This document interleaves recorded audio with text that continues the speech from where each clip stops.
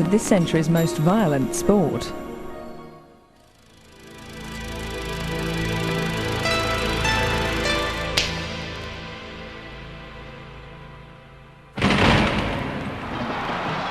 Jack Dempsey, George Carpentier, Gene Tunney, Max Schmeling, Primo Carnera, Max Baer, Joe Lewis, Rocky Marciano, Floyd Patterson, Sonny Liston, Cassius Clay, Joe Frazier, George Foreman, Mike Tyson.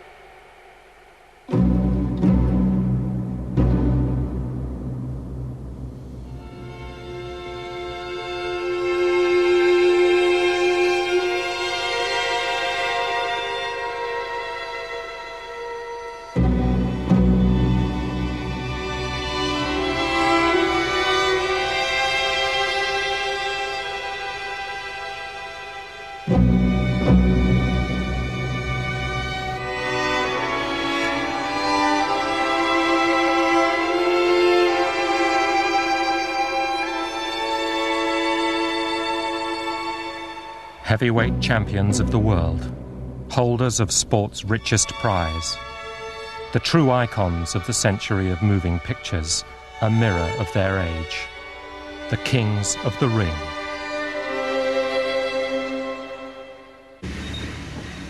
Summer 1919, Jess Willard, the heavyweight champion of the world, took a train to Toledo, Ohio.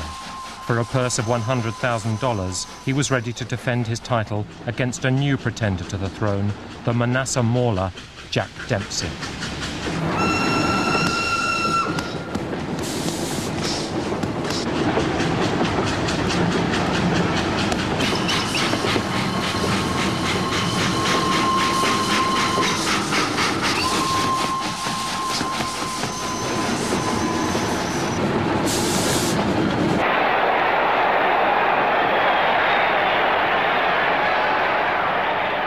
Willard had held the title for 4 years.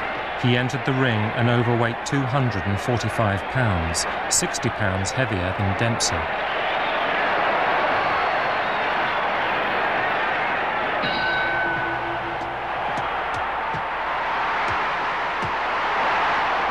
In the first round, and for the first time in his 8-year career, Jess Willard was knocked to the canvas. He went down 6 more times in the first round alone under Dempsey's remorseless assault. Later, he alleged that Dempsey's bandages had been hardened with plaster of Paris.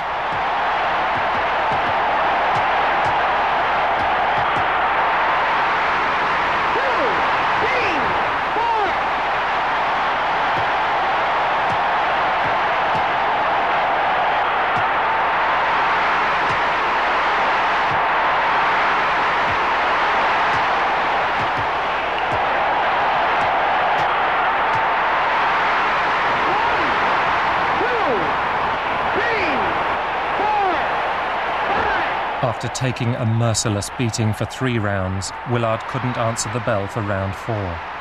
Jack Dempsey was the new heavyweight champion of the world. He was the latest in a list including John L. Sullivan, Gentleman Jim Corbett, Bob Fitzsimmons, James J. Jeffries, Tommy Burns, and Jack Johnson.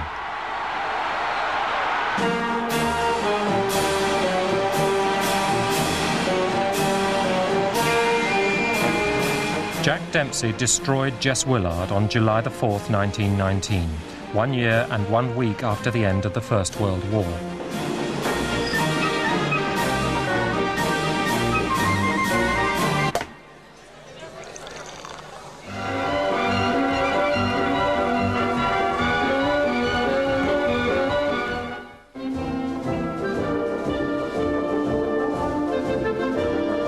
The Allies who had won the war were soon to become competitors inside the ring. The Frenchman Georges Carpentier arrived to take a tilt at Dempsey's crown. Carpentier had been decorated for bravery. Dempsey was said to have dodged the draft. It was a match made in heaven by the legendary promoter Tex Rickard.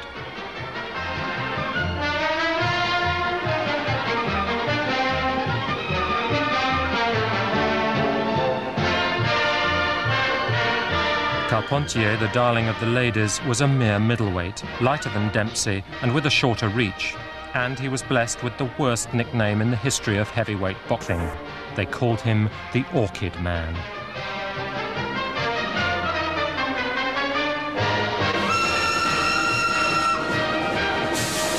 Public opinion was against Dempsey. The majority of boxing fans and sports writers favoured Carpentier, hoping that the Frenchman's superior technique would overcome the champion's ferocity.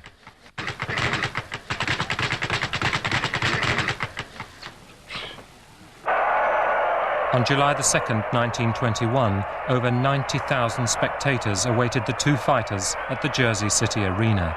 It was the first $1 million gate in boxing history.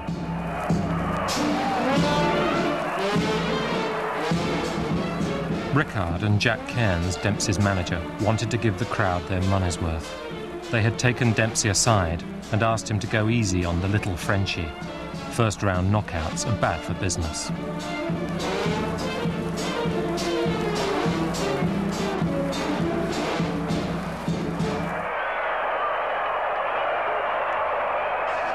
For the first time in history, the media went transatlantic. 200,000 people crowded into the Place de la Concorde to hear a barely audible blow-by-blow commentary.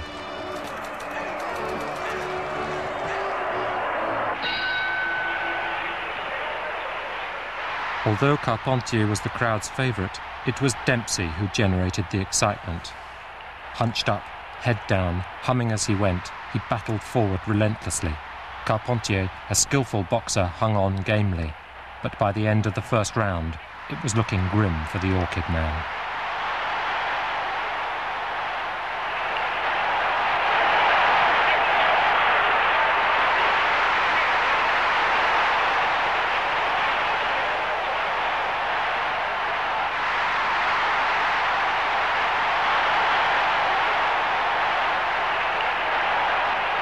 In the second round, Carpentier landed solidly, staggering Dempsey.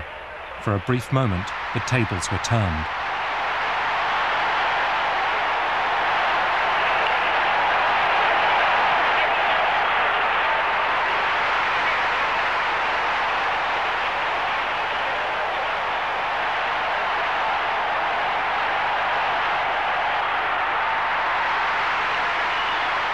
But from that moment on, it was over for Carpentier.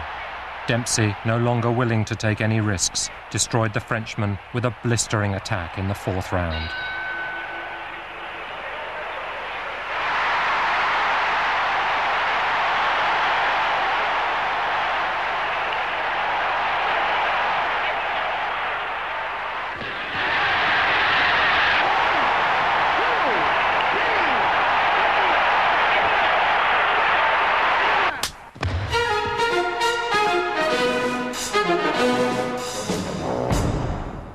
After knocking out Carpentier and winning his next 2 championship fights, the world of showbiz beckoned Dempsey.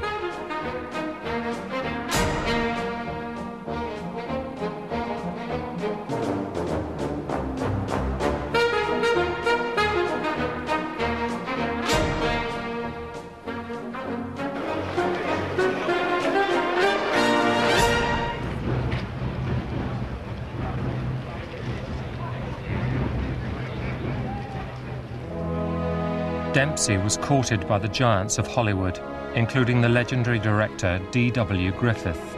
He married the sultry actress Estelle Taylor, with whom he toured Europe. But while Dempsey was enjoying the high life, a new challenger emerged, Gene Tunney.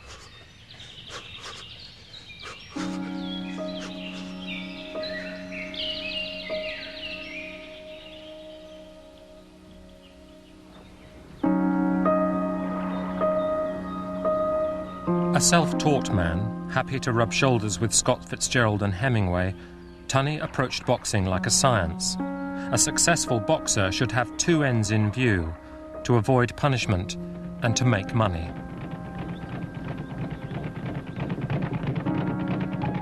Cool and calculating, he studied films of his opponents and planned his fights with meticulous care. He also knew the value of good PR. Dempsey, returning to the ring after a 3-year absence, had met his match.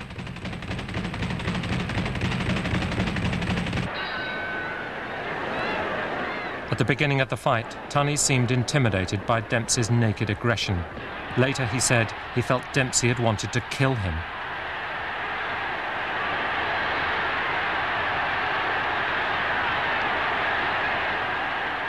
But round after round, the young challenger gradually gained confidence. Tunney first out-jabbed and finally out-slugged Dempsey.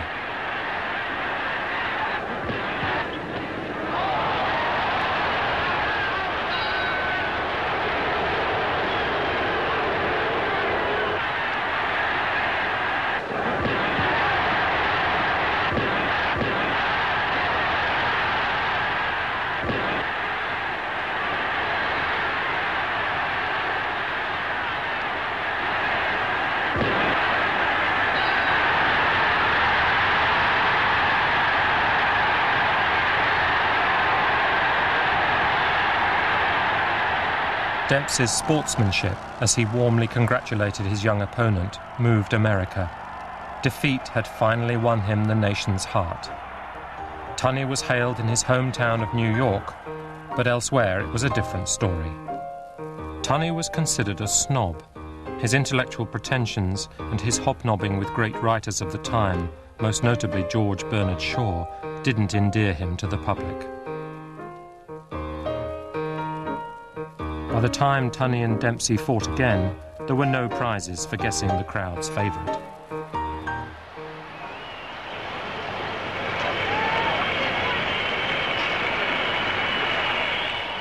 Gene Tunney was irritated by an indifferent crowd. People were welcome to boo him, he said, but they'd have to pay for the privilege.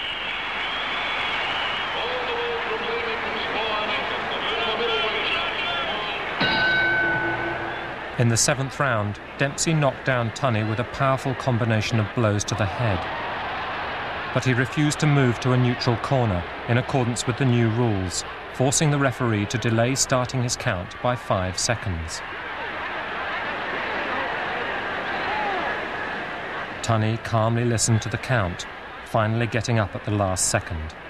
The fight later came to be known as the Battle of the Long Count.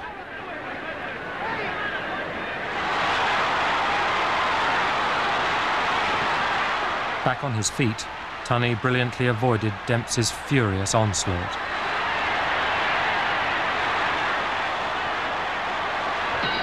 And then in the next round it was Tunney who knocked down the great Dempsey.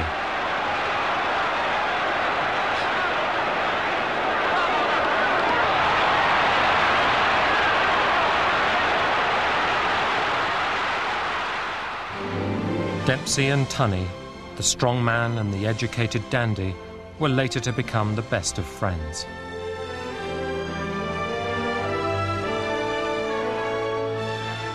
Tunney retired undefeated in 1928. He set sail for the old world and married a wealthy Greenwich heiress in Rome. When he returned to the United States, he was met with a $500,000 breach of promise suit from a divorcee who claimed he had reneged on a promise to marry her. I'm going to give you a big kiss for France.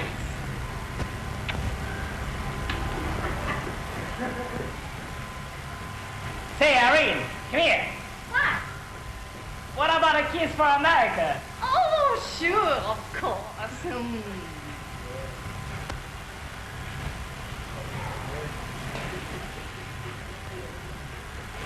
Boy! Now that Gene Tunney had relinquished the title, it was Jack Dempsey, by now a promoter, who organised the match for the succession. The two protagonists were the American Jack Sharkey and the German Max Schmeling. Can I get high, my young? Ja. Und dir auch?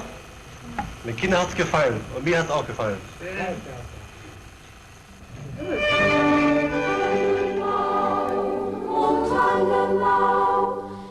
Max Schmeling had won his first fight with Jack Sharkey when the American was controversially disqualified for landing a low blow. Sharkey won the next fight. Now Schmeling was determined to win back the title fair and square. And there were others too, with their own reasons for wanting him to win.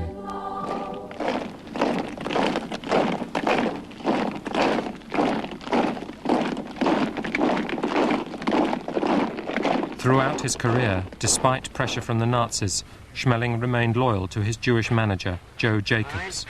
It was Jacobs who coined the phrase, "We was robbed."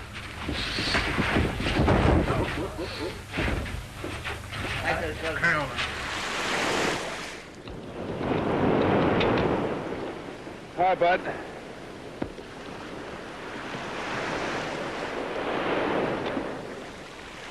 How long do you have to do this? About 2 or 3 hours. Strengthens my hands, makes them strong. Just turn around like that, see? Boy, I'm tired, To earn his crack at the title, Schmeling had first to fight the leading contender, Max Baer, the Sandcastle man.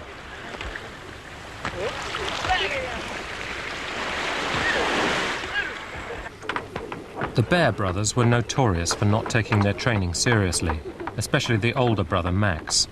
Madcap Maxie liked nothing better than clowning for the spectators. Born to a Jewish-German-Scottish family, Max Baer fought with a Star of David on his trunks. As the fight with Schmeling approached, the joking suddenly stopped. It was 1933. Max thought he'd found something worth fighting about. When the evening finally arrived, he was like a man possessed. Schmeling on the ropes and lands with left and right hand bombs. Schmeling knows that Baer's right hand can take you out, and he tries to move away from it.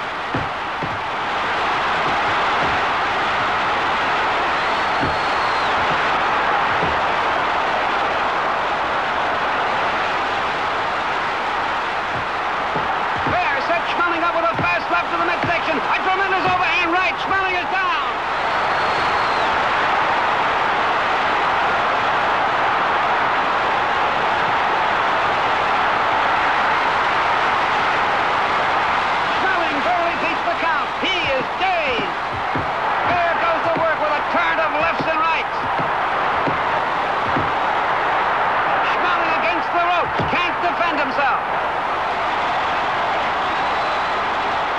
But before Max Baer could get his chance to fight for the title, a new giant emerged on the scene. It was Mussolini's favourite boxer, the ambling Alp, Primo Carnera. Yeah, what do you say? What do you got? Now, just one more right here. All right. Do you spare the feet, Carnera? All right. Can you spare those feet? What I mean? Carnera's American manager was the notorious New York racketeer, Bill Duffy. Say, how long have you been boxing, Primera? Oh, well, I can say 4.5 years now. 4.5 years? What did you do before you became a boxer? Oh, a little bit of everything, carpenter, most carpenter. You never thought when you were a carpenter that you'd ever ride on a boat like this, did you? Oh, what do you mean? I expect to go back for Sunday, anyway. You did, but you probably thought you'd be on one of these boats as a deckhand, didn't you? Oh, that's so. There it is, Jimmy. Let me see what you have to win the heavyweight championship of the world with. Open them up. Take them away. But boys, there's the handle, count the money. Carnera beat Sharkey in 6 rounds, but the spoils belonged to others. His handlers took most of the money. Mussolini appropriated the glory. The ambling Alp returned to Rome to a hero's welcome. His victory had become a victory for fascism.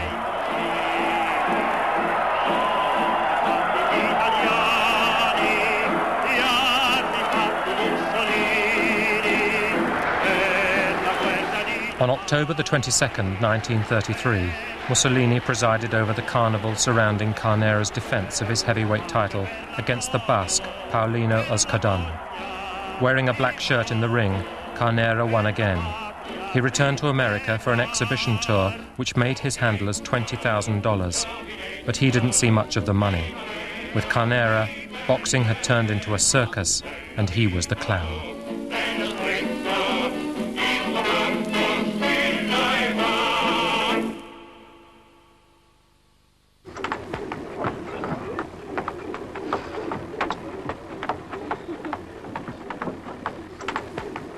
He even had trouble skipping rope, but he usually beat the kangaroo.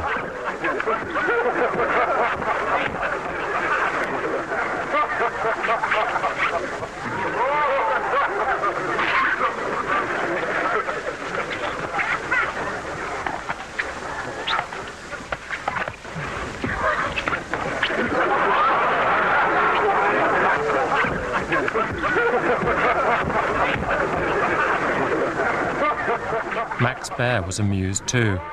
He could see the title within his grasp. My female intuition tells me I'm going to win, Jack. Well, that's good. All right, thank you. Thank you, Max.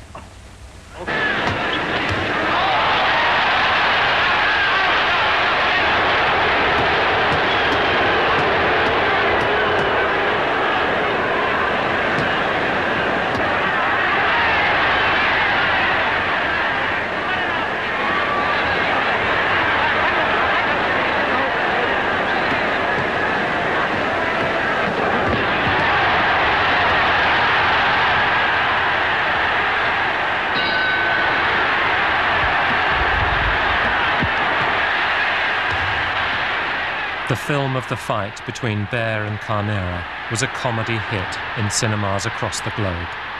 The helpless, bumbling Carnera became a national joke.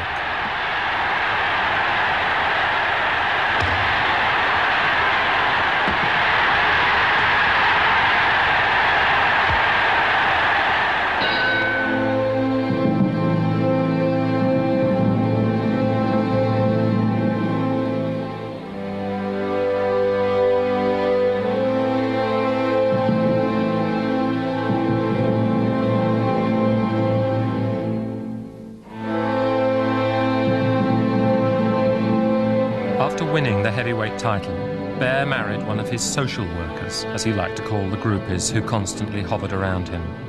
Barely a year later, still preferring fun and games to real training, he was defeated by the Cinderella Man, Jimmy Braddock, a 10-1 underdog.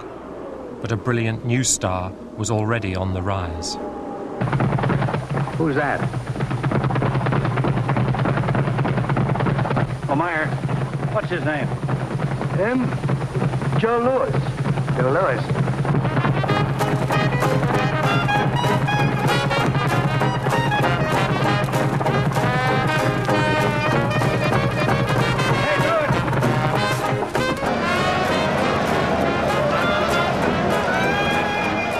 After losing to Braddock, Baer was fed as fodder to Joe Louis, the brown bomber.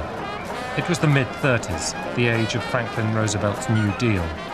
Joe Louis was boxing's new big deal.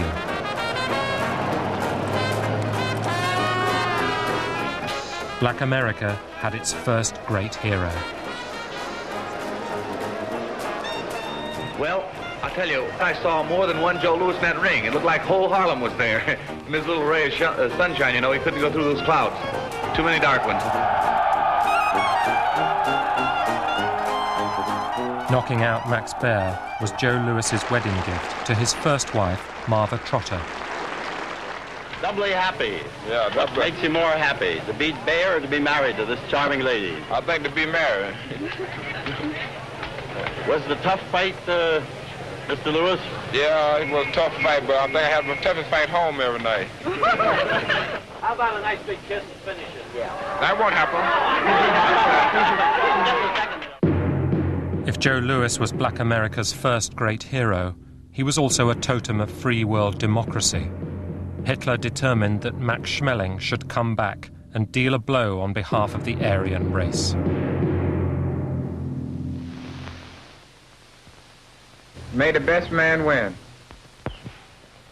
I seen Joe Louis last December to fight Paulino. I seen the picture of the Louis and Max Baer fight. I think I have a great chance to beat him. Have you discovered any particular weakness in the brown bomber? Yes, I did, but I won't tell. You done any training for this fight, Max? Yes, I kept always in condition. Overconfident and certain of victory, Joe Louis showed little respect for Schmeling.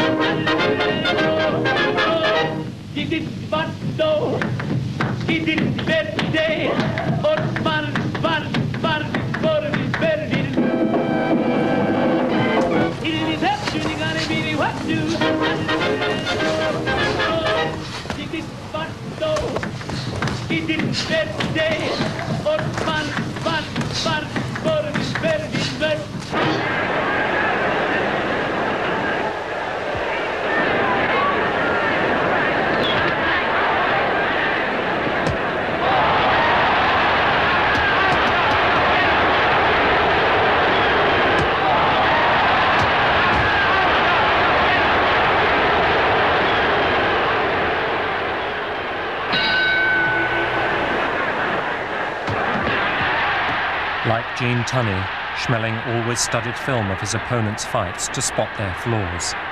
He would later say he had noticed that Louis always dropped his left hand after jabbing, leaving himself open to a right cross.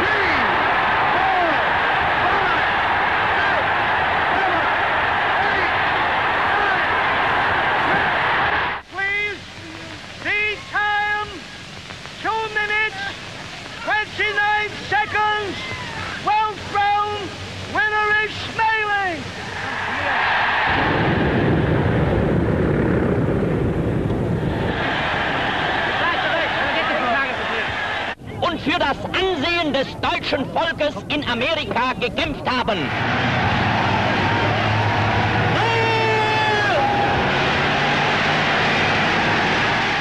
Schmeling was a reluctant hero, ill at ease performing the Nazi salute. He was not the National Socialist the press delighted in describing, any more than Carnera had ever been a true fascist.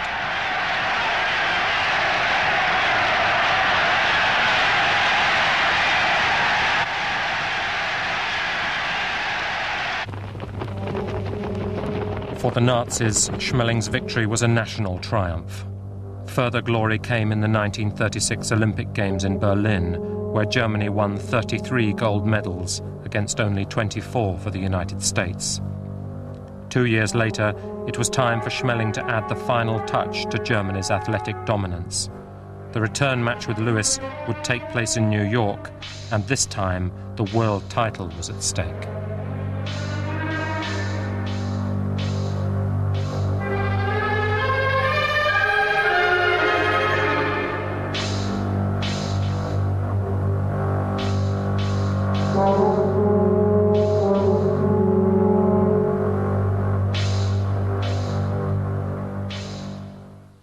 Wearing black trunks, the famous Detroit Brown Bomber, world's heavyweight champion, Joe Louis.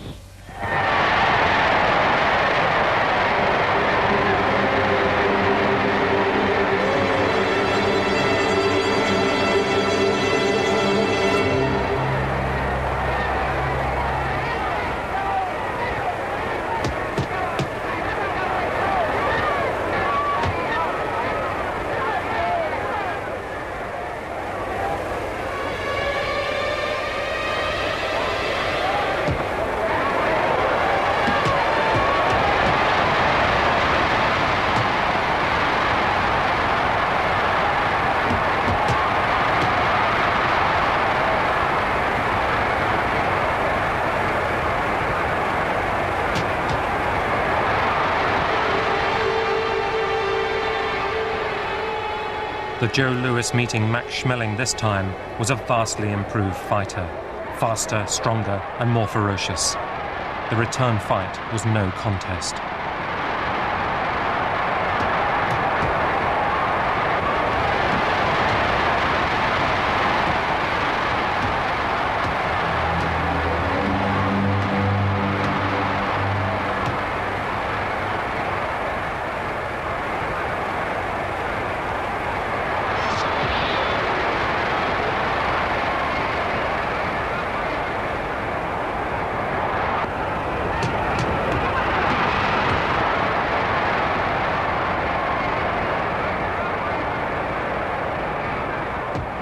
Schmeling was totally destroyed in 2 minutes and 4 seconds of the first round.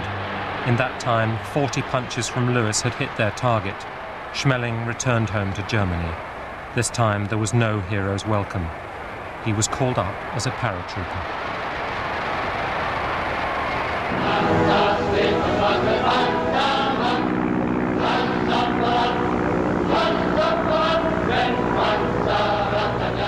Schmeling's departure also marked the end of an era, that of the great European heavyweights. Lewis was perhaps the greatest heavyweight the world has ever known.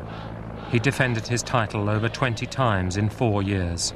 It was a record that has never been matched, and probably never will be. It could have been a still greater achievement had the war not intervened.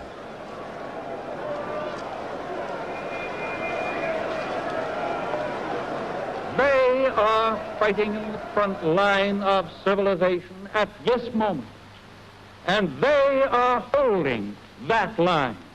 From America, they need tanks and guns and ammunition. From America, they will get tanks and guns and ammunition. From America, they need planes. They will get planes. Yes, from America, they need food. And from America, they will get food. Never in all our history of America faced a job so well worthwhile. Like millions of young Americans, Lewis was drafted. And of course the military didn't overlook his PR potential. This is an official message from the War Department to all you men and women who turn out equipment for our Army and Navy. I want you to meet one of the greatest fighters of all time, Sergeant Joe Lewis, a heavyweight champion of the world. Sergeant Lewis. I wish I could talk to all you folks who wakes. Shy and ill at ease, but always generous, Joe Lewis donated all the earnings from 2 of his fights to U.S. Army relief. To all you folks who wait for the warrior. I've got an interesting job in this Army.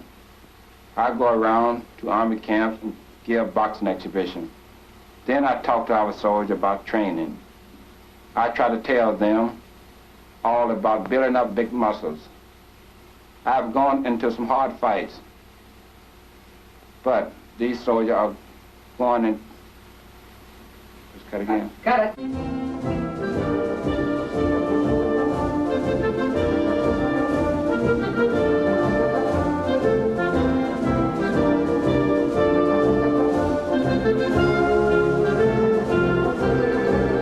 All the great heavyweight champions joined the war effort. True to form, Max Baer kept on clowning while he signed up for the army. Tunney headed for the Pacific, while Dempsey, the draft dodger, joined the US Coast Guard and went on wooing the cameras at the age of 50. Some people said he had a war to catch up on.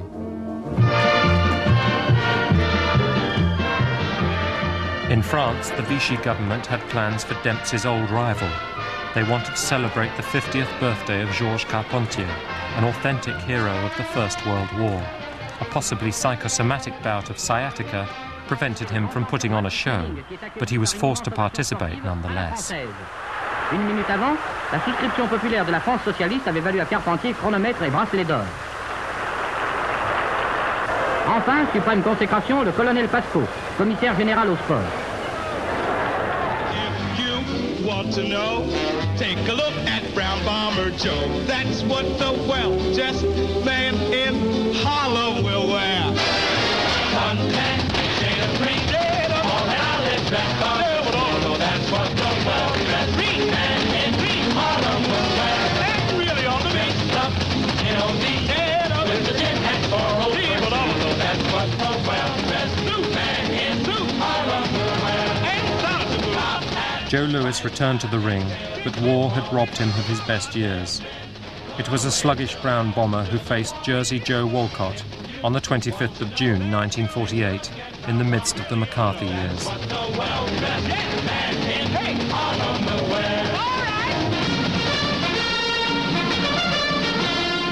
In the audience were Bob Hope, the perennial wartime entertainer, J. Edgar Hoover, almighty head of the FBI, and Adolphe Menjou, silent film actor and notorious witness in the witch hunts.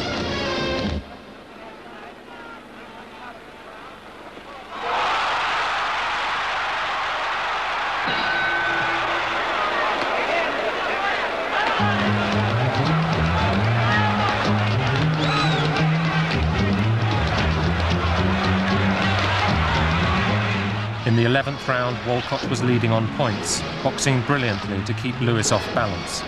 But Lewis finally broke through Walcott's defence.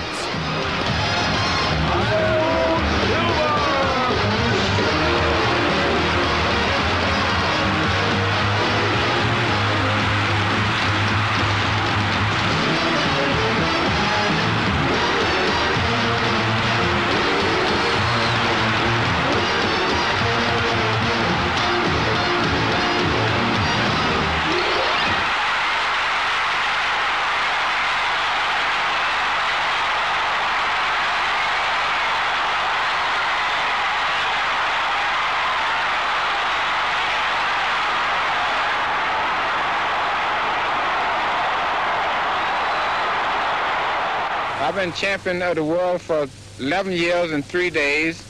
I've defended my championship 25 times. I think I've been told to retire now. What are you going to do in the future, Joe? Well, what I'm going to do in the future now, relax and play a lot of golf.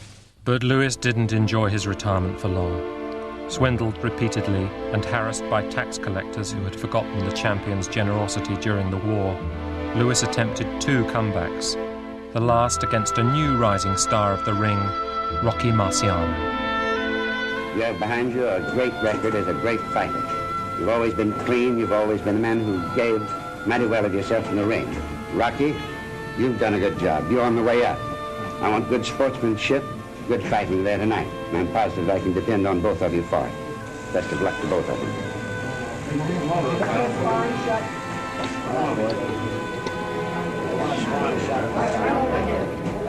Hello, boxing fans, wherever you may be, but especially to those in New England. I'm in good shape for this fight, and I hope I come through all right. Hold it there, Rocky. Don't go.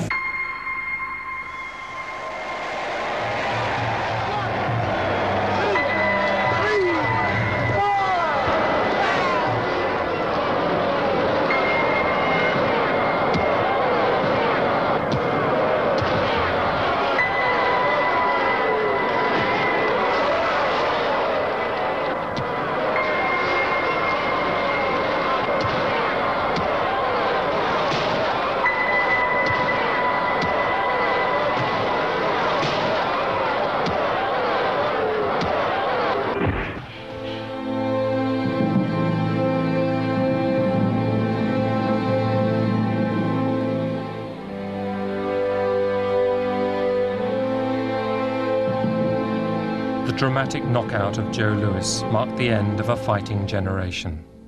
In the early post-war years, the new champion of the world, Ezzard Charles, the Cincinnati Cobra, and Joe Walcott fought for the title 4 times. Walcott won the 3rd time to take the title at the age of 37.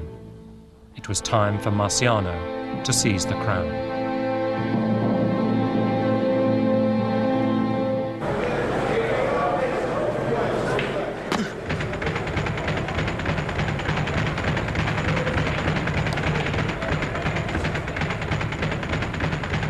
Just 5 feet 11 and weighing barely 13 stone, Marciano developed his power thanks to one of the most punishing training regimes boxing has ever known. He was as strong and fresh in the 15th round as he was in the 1st, and he was mean.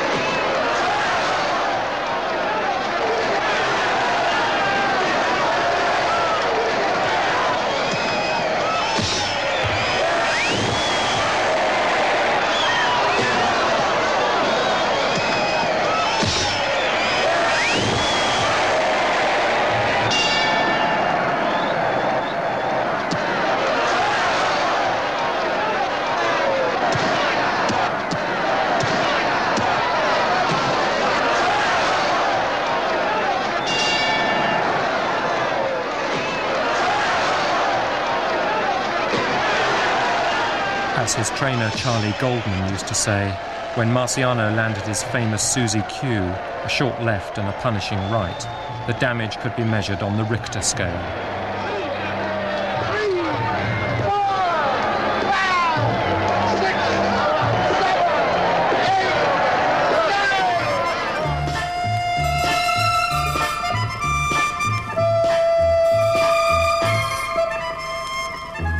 Marciano was the eldest of 6 children, and his Italian immigrant parents had settled in Brockton, Massachusetts. They say Rocky got his physical power from his mother.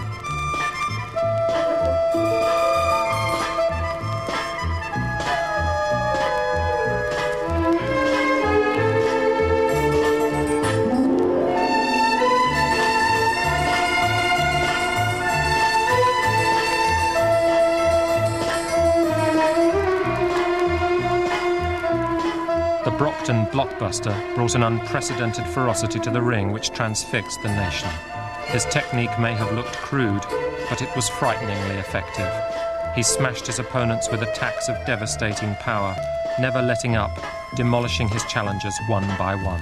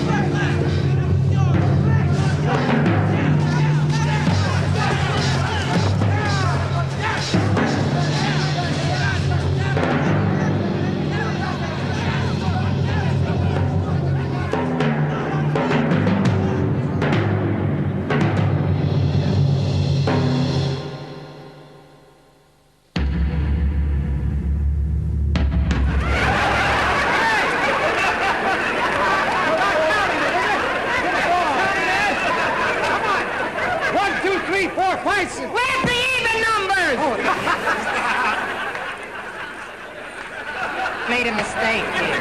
What is that? Are you crazy? No, wait, no! Hey! What's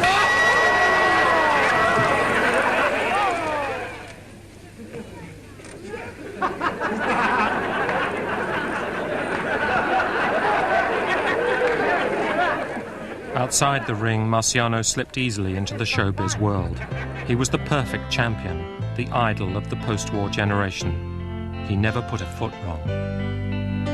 Oh, baby, please take me back with you. I love you, I still do.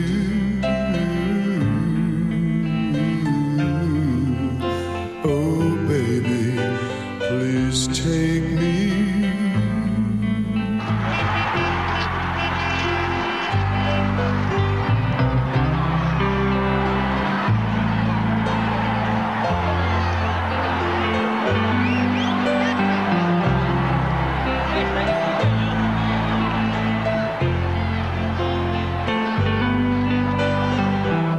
I would like to announce my retirement from boxing at this time.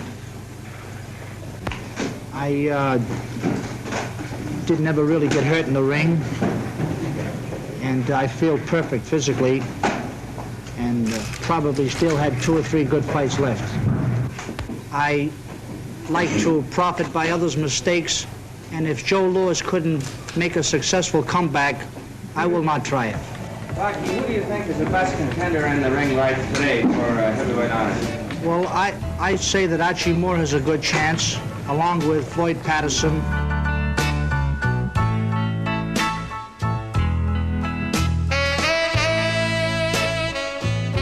With the retirement of Marciano and the advent of the young Floyd Patterson, America had seen the last of the great white heavyweights. But the new black world champion appealed to everything that Americans liked in their fighters.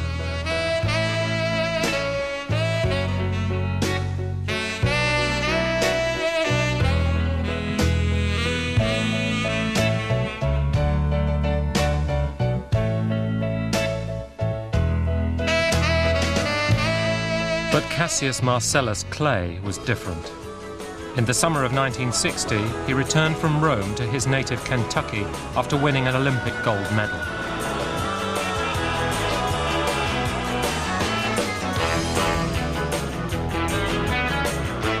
Clay was only 18 when he signed his first professional contract with a syndicate of millionaire white businessmen. He was guaranteed $10,000 in cash, plus a salary of $4,000 a year, plus 50% of all receipts. His first opponent was a former police officer by the name of Tunney Unsacker. Cassius, how do you feel today? Pretty good. How you doing? I hear you met Don Juan today. How was he? Yeah. He wasn't too friendly. What do you have to say? He didn't even shake my hand. What are you going to do about that? Now you must fall. Whoever stands in my path at that time, either Liston or Patterson, one of them will fall. The young Clay was making a name for himself. But in the meantime, the show went on. Patterson, against the wishes of his trainer, Cus D'Amato, insisted on defending his title against Sonny Liston. Liston was one of 25 children of an Arkansas cotton farmer and had learnt his craft in prison while serving a 5-year term for burglary. He had a reputation as a hoodlum with gangster connections. He was everything that Patterson wasn't.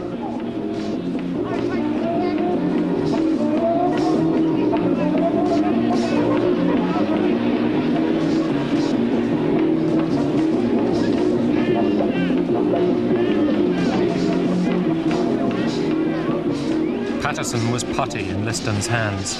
Meanwhile, in London, Clay defeated a brave Henry Cooper.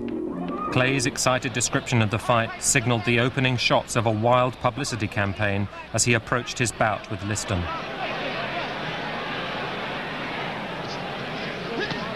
I walked into London, England, I jumped off the airplane. Picture, cameramen, everywhere I go. You can look in the gym today. The TV, the cameramen, everybody follows me. I'm so great. And 55,000 people came that night. You should have seen the people. 1 layer, 2 layers, 10,000 on each layer, 15, 20 on some. 4 layers and the 5th layer. People were looking down on the ring.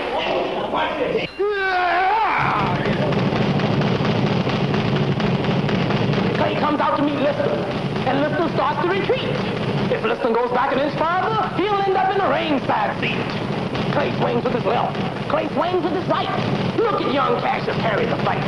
Liston keeps backing, but there's not enough room. It's a matter of time. Clay lowers the boom. Now Liston disappears from view. The crowd is getting frantic, but our radar stations have picked him up. He is somewhere over the Atlantic. Liston is still rising, and the ref wears a frown, but he can't start counting till Sonny comes down. Who would have thought when they came to the fight that they had witnessed the launching of a human satellite? I'm for real, man. You just get past Patterson. I'm ranked number 2. Jones will fall in 5. Sonny, come over and make that offer. Come over and make that offer. And you be there to see it, you hear? Man, I don't get hit. I'm the fastest thing on 2 feet, man. You crazy?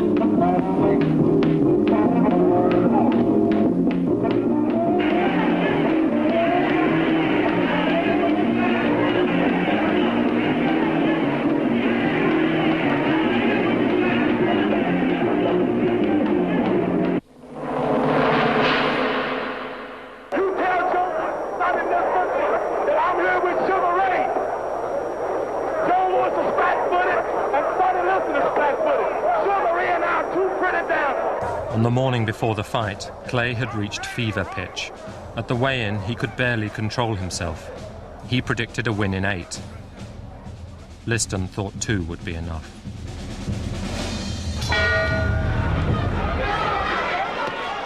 Clay was a 7-1 underdog, but he danced rings round Liston, dealing out fierce punishment on the way. The young challenger gave the world a lesson in boxing. Liston looked crude and slow in comparison, his feet unable to keep up with an opponent 10 years his junior.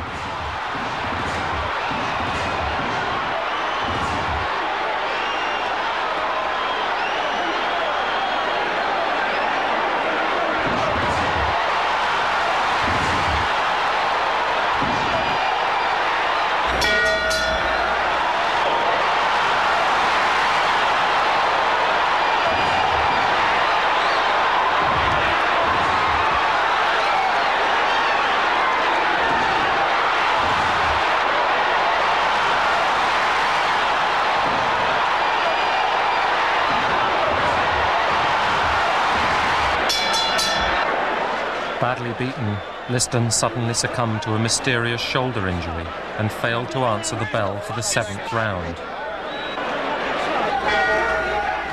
Clay went into orbit. They might be stopping it. That might be all, ladies and gentlemen. Get up there, Joe. Get up there. Get up in the ring.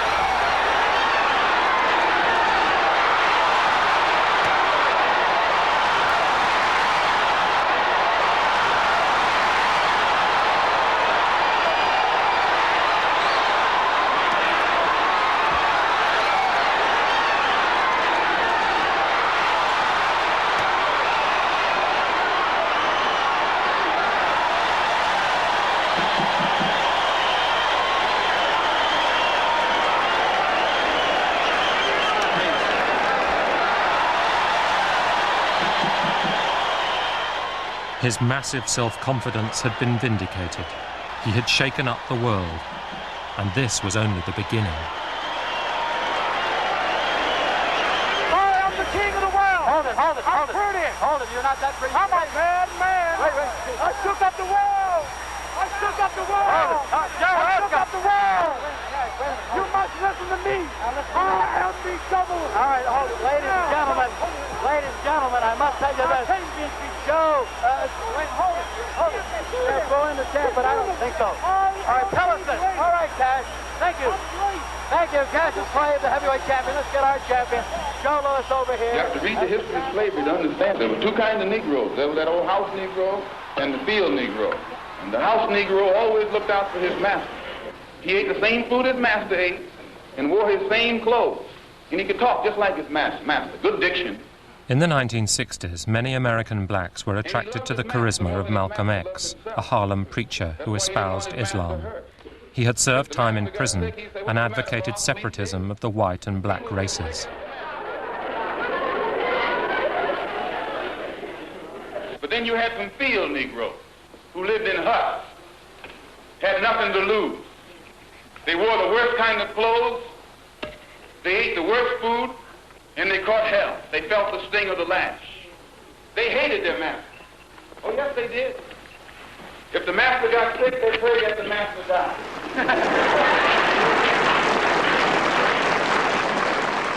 Clay converted to Islam and forged an association with Malcolm X and the black Muslims. "I believe Allah has a purpose for me," said Clay. "Being the world champion is just a part of it." In 1964, he travelled to Africa, where he married Sonji Roy in a Muslim ceremony.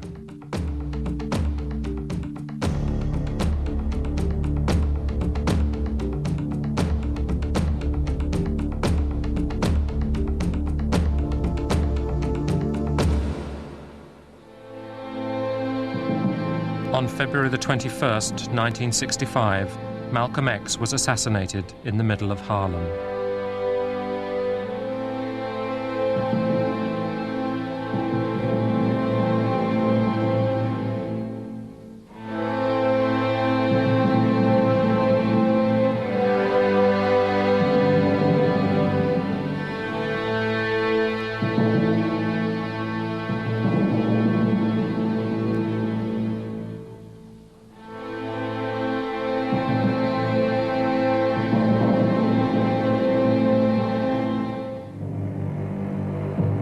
Clay dropped what he called his slave name to become Muhammad Ali.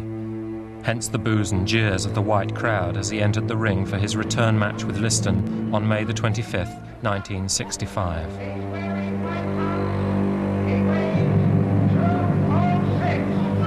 The heavyweight champion of the world, Muhammad Ali.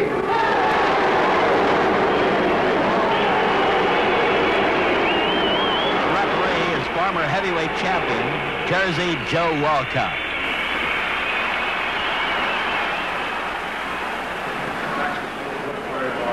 I'm not going to go with a lot of preliminaries. I know you both know the rules of Maine, so I'm in here to enforce them. So I'll say to you, keep your punches up, protect yourself at all times. Good luck. Shake hands, come out fighting. The champion says a prayer in his corner.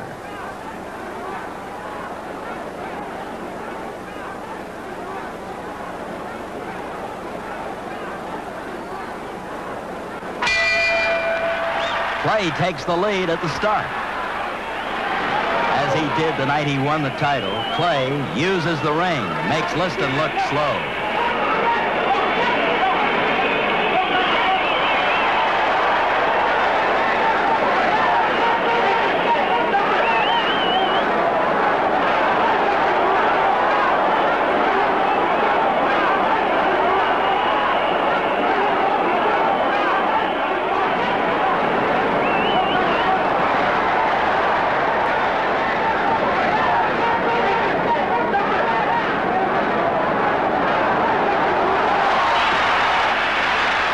It seemed to be a phantom punch that knocked out Liston in the first round.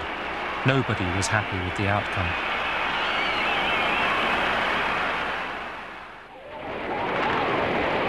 By 1965, US forces in Vietnam numbered 125,000. Muhammad Ali, like most young blacks, was drafted for military service.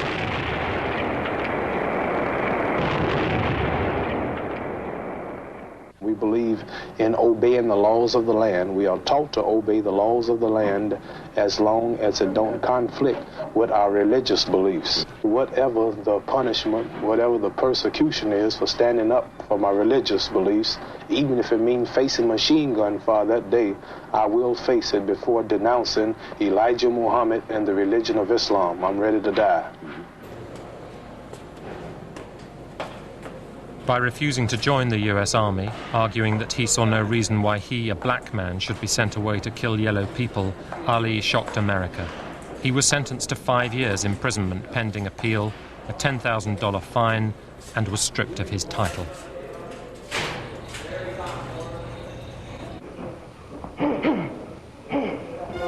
At the Olympics in Mexico, while other athletes raised black glove fists on the winner's podium, the young George Foreman, winner of the heavyweight gold medal, made a point of waving the American flag.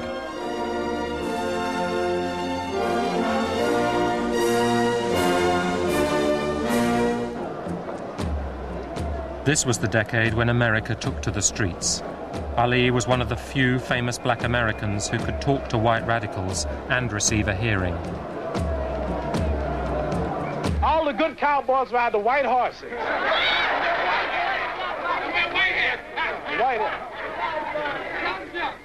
The White House.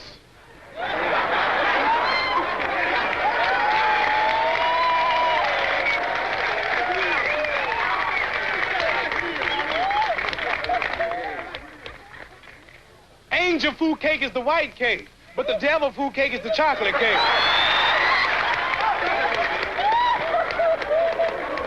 Now, I'm sure if there's a heaven in the sky and the colored folks die and go to heaven, where are the colored angels? They must be in the kitchen preparing the milk and honey. Oh, that's fine. What's that? Embalming fluid. Why wait?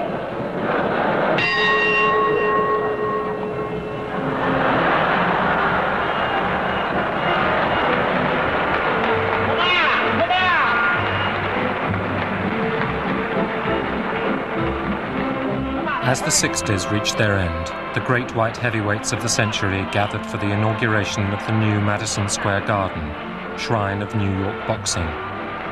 Portly, but still game, Rocky Marciano, Jack Dempsey, and Gene Tunney waltzed around the ring.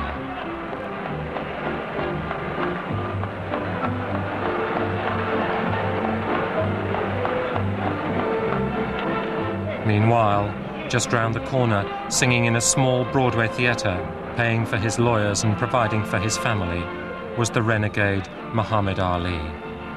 In a sky so light, it seems Snow White on one bright morning soon. Dancing in the sky, you're gonna spy up high a black balloon. Ali returned to boxing in 1970. His first fight that year was on October the 26th. Then finally, on June the 28th, 1971, 8 out of 9 US Supreme Court judges declared that he had been unjustly convicted. A page in history had been turned. Dancing feet beneath big black balloon.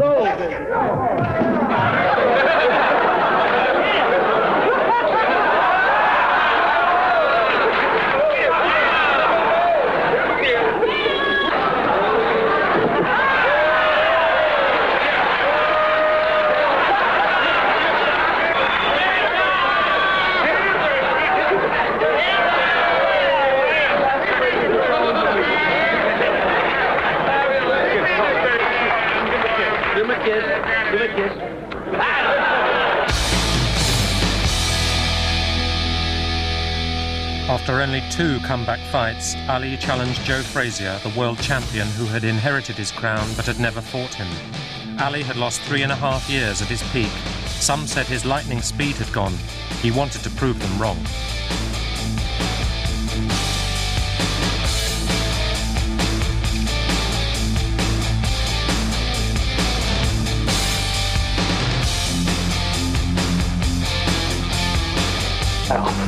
Nowhere in the world from a man that don't have no footwork to catch me. Even a welterweight. Keep the camera moving because I'm kind of fast. Keep the camera moving. This is Joe Frazier fighting me. Punches around. See? This is Joe Frazier. He's trying to duck. He's going to catch him. And a real boxer, this is nothing but a target for a man who can stay on his toes, who can stick him. Stay off range when he don't want to punch. When he's ready to punch, move in. Stick. That's what you do a man like Joe Frazier. Back off of him. Keep boxing.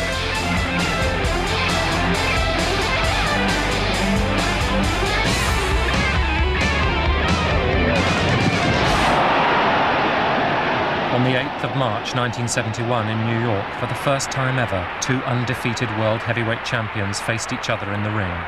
For once, Ali's doubters were proved right. The speed had slowed. The reflexes were blunted. Ali shakes his head. He's signaling to his fans that Frazier didn't hit him. Ali tells Frazier that didn't hurt. I really think the guy's kind of sick in the head with it. Because some part of the fight he rapped off and said, "Don't you know I'm God?"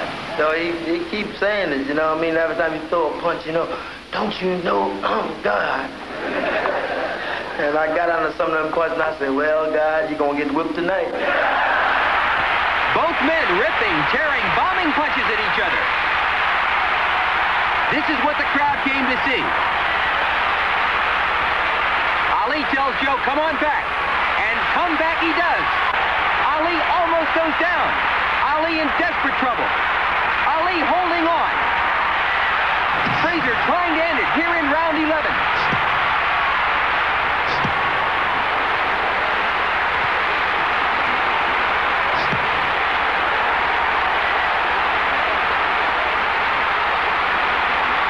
Muhammad Ali, rubbery leg, obviously in desperate trouble here in the 11th round, and there's the bell.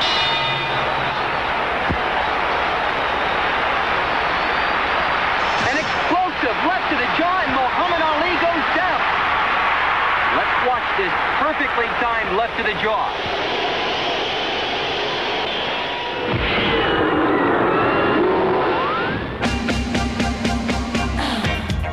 Frazier clinched a narrow points victory, and both boxers went straight to hospital. Ali's face was swollen like a football. A few days after the fight, Frazier celebrated in the company of his guests who included Jack Dempsey, Duke Ellington and Count Basie. Frazier planned a second career with his own band, the Knockouts.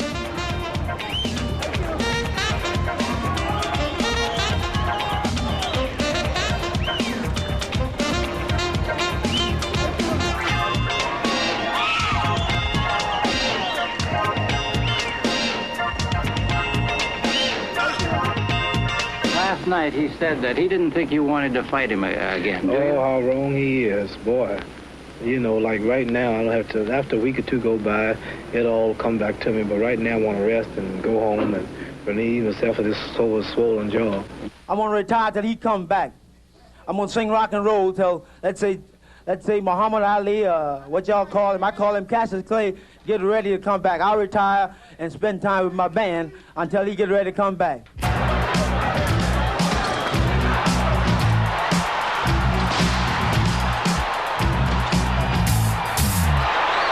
But while he waited for Ali, Frazier agreed to fight George Foreman in what was considered a mere warm-up match.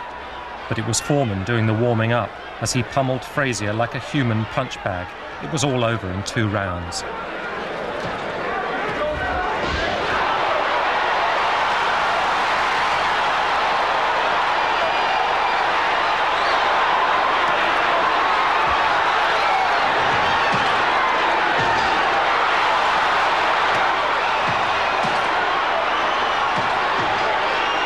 A few months later, Ali was named as challenger to the awesome Foreman, who was now widely regarded as unbeatable.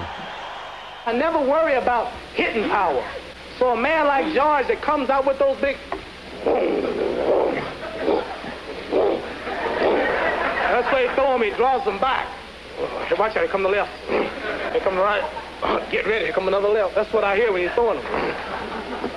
So when I don't believe that I'm going to be knocked out and punched around. Experience. The 30th of October, 1974. 60,000 spectators crowded into the Kinshasa Stadium in Zaire. Ali versus Foreman, the rumble in the jungle, a night immortalized in Norman Mailer's book, The Fight. Each protagonist had accepted the astronomical purse of $5 million, but for Ali, the African soil seemed more important than mere dollars.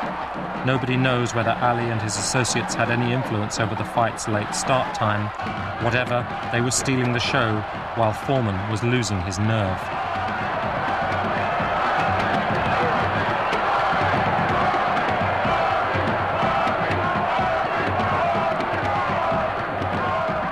Before returning to the changing room, Ali went into the ring in order to study it closely. It was rumoured that he had the ropes loosened. This was just one of the many myths that surrounded that extraordinary Zairean night. I see it in the eyes. I see fear in the eyes of all of his followers. I see fear. This was the fight that Muhammad Ali was supposed to be ended. The myth of Muhammad was supposed to fall. This was supposed to be my destruction. This was supposed to be my destruction.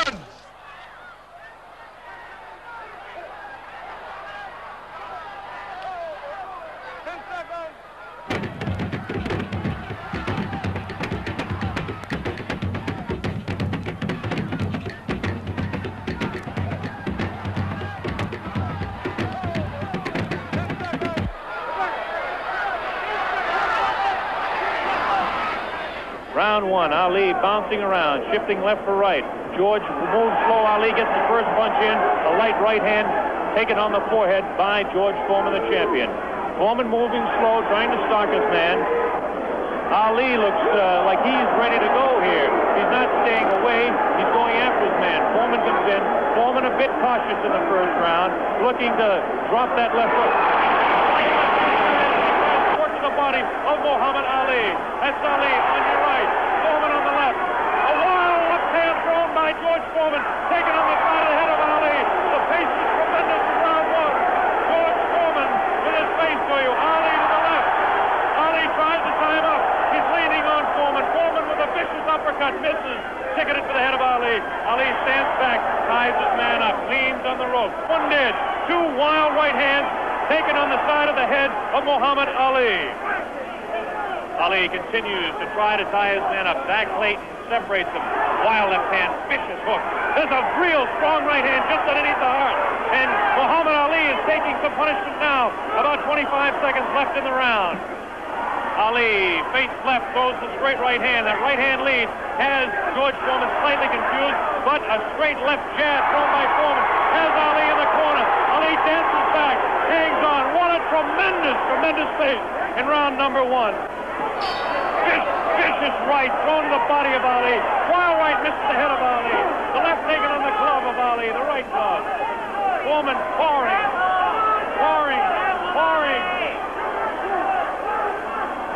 Foreman trying to set him up.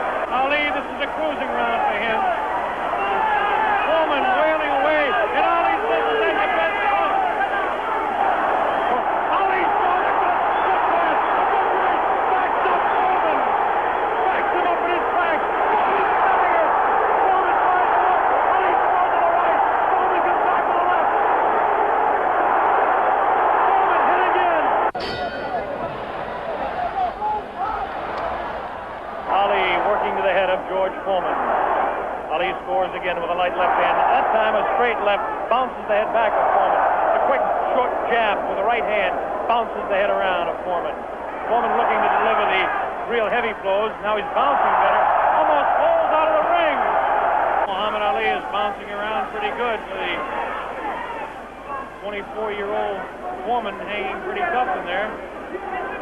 Again, I caution you to look for the one punch that George Foreman can deliver at any time. Ali, a sneaky right hand. Another sneaky right hand. This time he works over the shoulder of Foreman. It's the combination.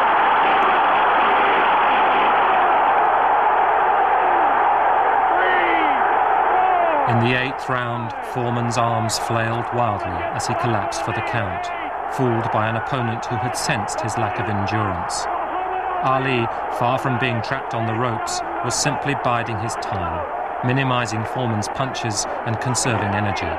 The dope had been roped. Once again, as with Gene Tunney 50 years earlier, cleverness had triumphed.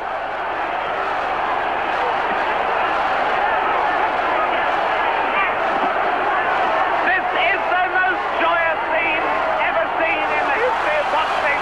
This is an incredible scene. You can't say my legs are gone. You can't say I was tired, because what happened? I didn't dance from the second round on. I stayed on the ropes. When I stay on the ropes, you think I'm doing bad. But I want all boxers to put this in the page of boxing. Staying on the ropes is a beautiful thing with a heavyweight when you make him shoot his best shots and you know he's not hitting you. I would have gave George Foreman 2 rounds of steady punching, because after that he's swinging like a sissy. He was mine. I told you I'm the real champion. I told you I'm the champion of the world. All of you bow. All of my critics crawl. All of you suckers who write the Ring magazine, Boxing Illustrated, all of you suckers bow, because the stage was set. You made him great. You made him a bad Joe Louis. You made him a hard puncher. But I want everybody from this moment on to recognize me as the scholar of boxing. Assalamu alaikum to all the Muslims. Thanks to Almighty God Allah. I want all of you fans out there who believe in me, read the Muhammad Speaks newspapers, go to your local Muslim temple and learn more about the life-giving power from Allah through Elijah Muhammad that I've got. You saw all the white people, the critics, the world had me ranked to go down. This was that man, and Allah, God was with me, and this man looked like nothing.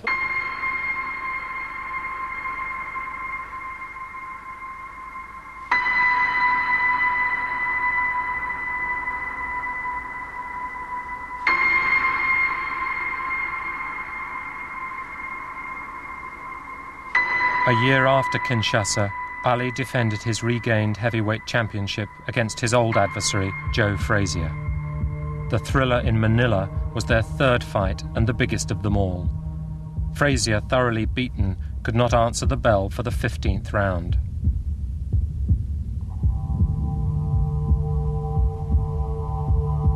Ali, totally drained, raised a victorious arm before collapsing in the ring. The glory years were gone.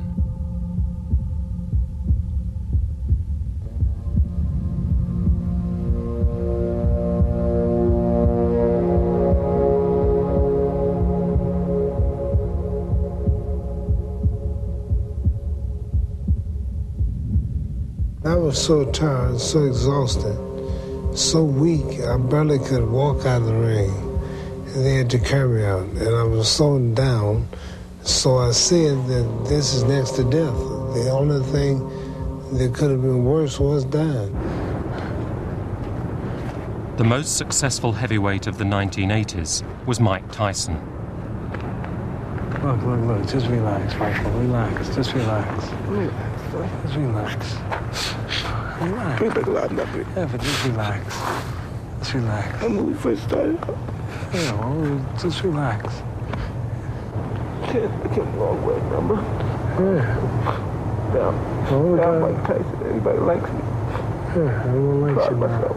That's right, you have reason to be proud.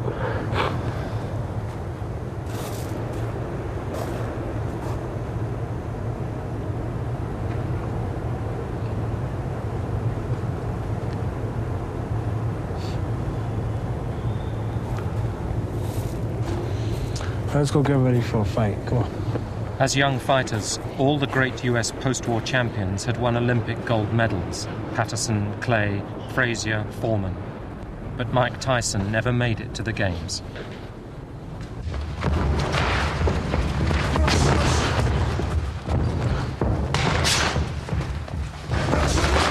Released from a juvenile delinquent center at the age of 13, Tyson was taken under the wing of Cus D'Amato, the trainer who had made Floyd Patterson and who was now intent on molding him.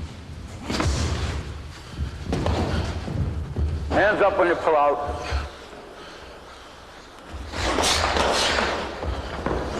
You gotta score points when you get inside. So score points like you're doing the amateurs.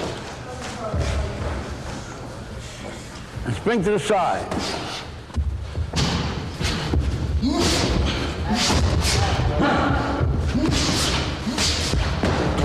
Move your head. Move your head. See that? Tell me something, girl.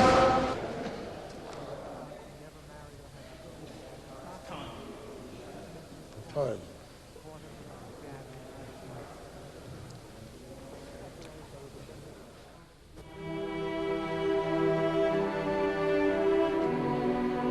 D'Amato died on November the 7th, 1985.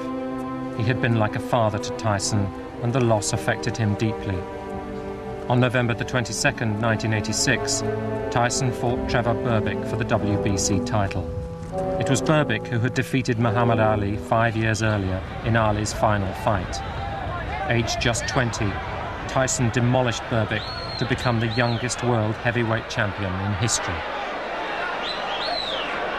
If you get in close and I'll tell you to break your stop punch and step back clean. Any question from the challenger or chief second? Any question from the champion or chief second? All right, let's get it on, come on.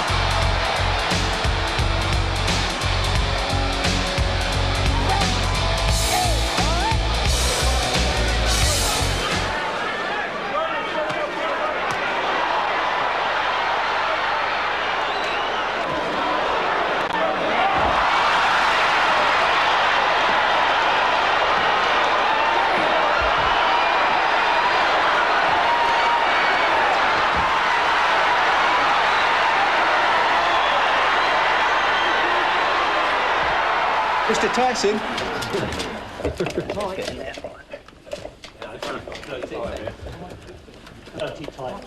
Lovely. That's right. Just on the side. Tyson and his manager, Bill Caton, came to London to promote his upcoming fight with Frank Bruno.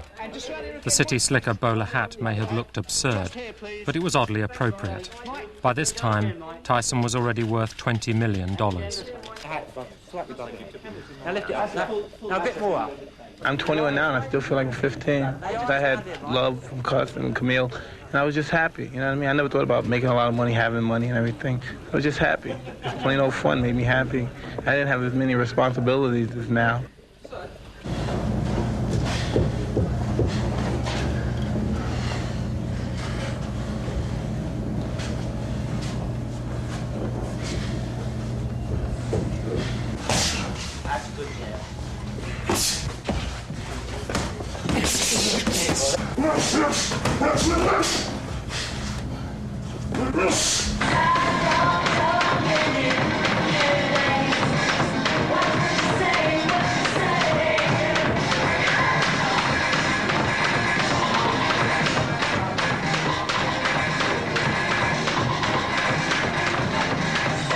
In the 1980s, TV rights meant that even more money could be made from boxing.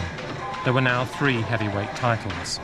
Tyson beat Bone Crusher Smith to win the WBA title and defeated Tony Tucker to win the IBF title. Tyson became undisputed heavyweight champion. I'm going down in history, not Mike Tyson. He go down in history as a SOB. If he do happen to win the fight, down the line, he's going to destroy himself. But sometimes a great old fighter who appears to be shot can pull together one big effort. Look at Larry Holmes. Look at the jab. Right here. Look at the jab. It's starting to stick out and snap. The former champion, Larry Holmes, came out of retirement at the age of 38 to challenge Tyson.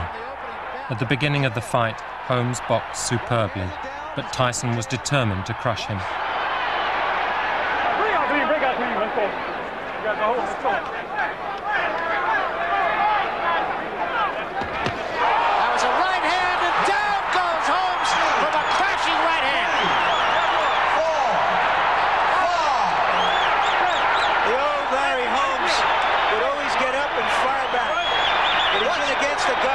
Tremendous finisher. It will take every bit of savvy that this man has. Tries to fight back. Still 40 seconds left. He's still on Chris Street. And took another big right hand. 30 seconds left. Tyson just looking for the one shot.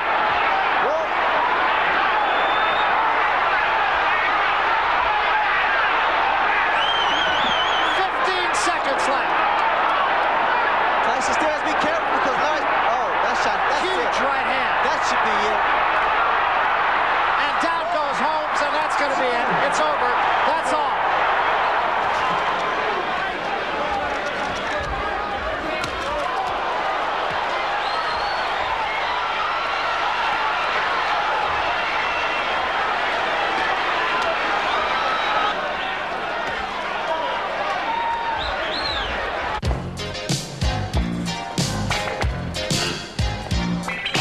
The soap opera star Robin Givens entered Tyson's life. The king thought he had found his queen. I could tell you that a person very close to us, he offered him money, $50,000, to help us get a divorce. He said he'd stop at nothing less than our getting a divorce. This is like something out of Dynasty. With Givens, Tyson moved into a glitzier circle. And it was around this time that the boxing overlord Don King began to wield his influence. Power, power, power. Now, you are playing with power. Punch-Out! Mike Tyson's Punch-Out from Nintendo. Now you're playing with power. Now we'll see who's the champion and who's the chump.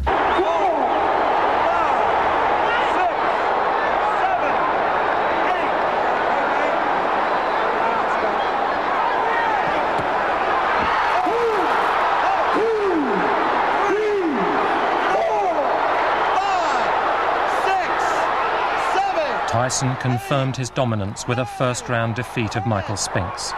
But he was beginning to lose the plot in and out of the ring. There were attacks, rows, accidents or suicide attempts, and divorce.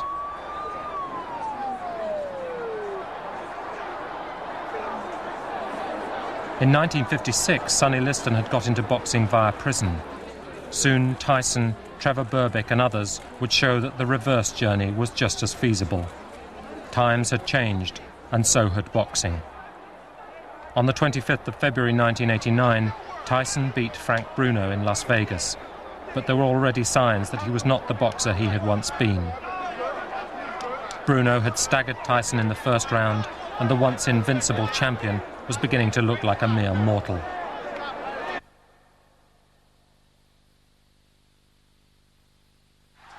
As suddenly as that. Can he beat Nemesis came in the form of James Buster Douglas in Tokyo on February the 11th, 1990. Douglas coming back with a left and right. Tyson is wobbling. Tyson needs the ropes for support. Douglas wailing away. Without the ropes, Mike would have gone down. A desperate one-eyed fighter. Brawling willingly just to try to get in the shot that will finish things in. Oh, the uppercut. What an uppercut by Douglas, and down goes Tyson.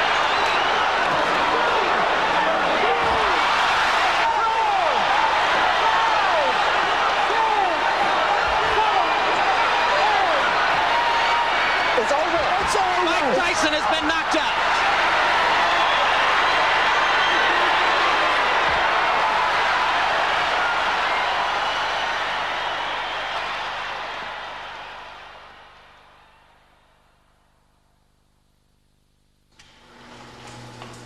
On February the 10th, 1992, Tyson was sentenced to 6 years imprisonment for rape. He was released in March 1995.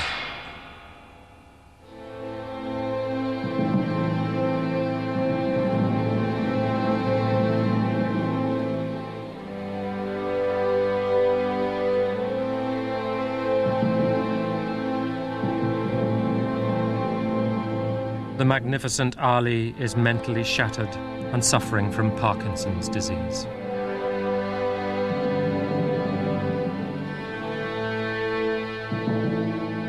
Marciano died at 46 in a plane crash and was unable to enjoy the wealth he had so single-mindedly attained with his unbeaten 49 fight record.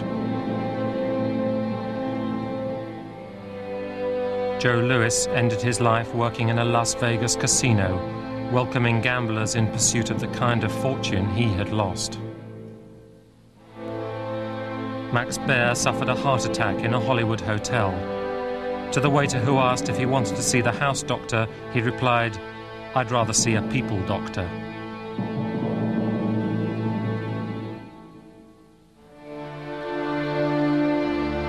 The only consolation for Carnera, robbed by gangsters of everything except his liquor, was to die of cirrhosis in his native Italy. Max Schmeling abandoned the glamour of the ring for the security of corporate life. He became the chairman of Coca-Cola in Germany.